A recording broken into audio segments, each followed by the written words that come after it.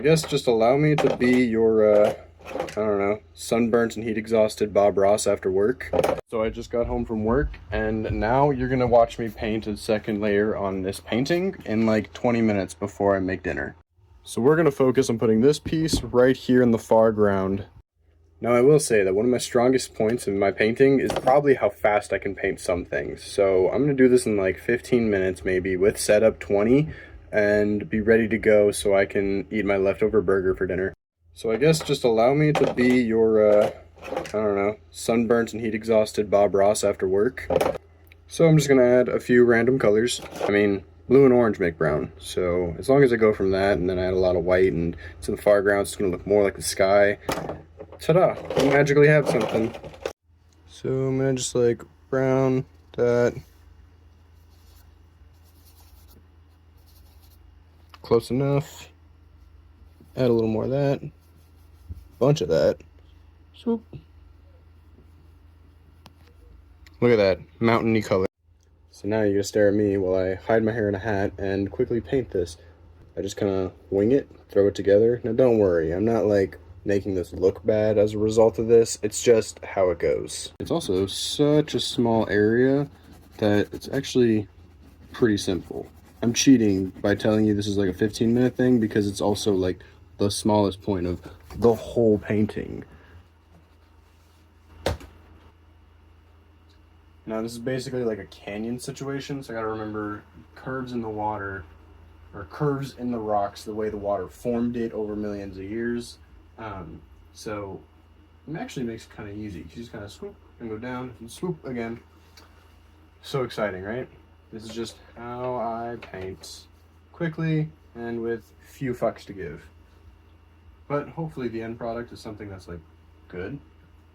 If it's not, well, I can always paint over it, but hopefully not this one, because this is actually a commission that I did for a Wyoming community college that the auction winner receives the painting. But the person who won the auction bid gets the piece, or I think it was a raffle maybe. And now they told me what they want, and now I'm making it for them.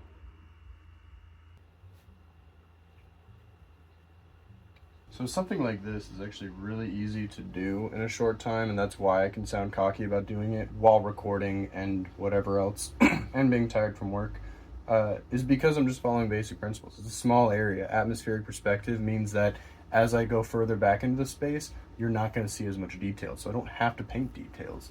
And then, some of the easiest bit of advice to understand when painting is that you go general to specific and light to dark. So I'm just building up these layers quickly, but in a general manner. So I went mountain shape and I put, there's a crag, there's a cliffside, boom. Bigger stuff, smaller stuff. A few lines go a long way, especially that far back. And then, ta-da, it gets a little bit better. I do have a reference, just because it's going off of some photo work, and I've never actually been to Glaciers National Park yet. And so, it just kind of like does its thing, and boom. It looks more mountainy every time I move a brush stroke. However, too many strokes and it's gonna look bad. It's gonna look like I had a stroke in the process of making it. And here's the challenge, is this is all wet on wet, which is great for some things, but now I have to like fight through it because I'm basically mixing the colors as I add them on at this point. This is why we let stuff dry. But it's also what's great about oil paint, but it's not what I want it to do right now. However, this is basically done. A little bit of separation, a little bit of random stuff, and I'll add some quick little highlights up there. And go there, maybe there. I know, sound like Bob. He's a hero of mine, even though he's not as good once you've gone to art school and you're like, oh man, am I better than him sometimes? The answer is always no.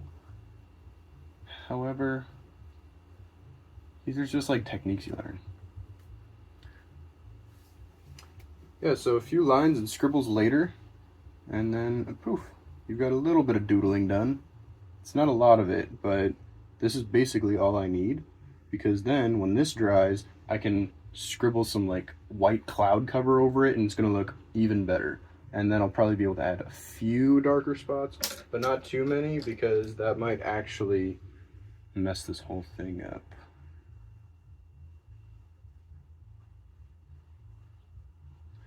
Man, it might take me longer to edit this video than it actually does to do this painting portion. Just separate. Scribble, line, line, crag, boom. Mountainy part. So that just about wraps this up in under 20 minutes. This is basically done. I'm going to let it dry, add a little bit of cloud cover to really hide it back and send it all the way to the back of the painting. And yeah.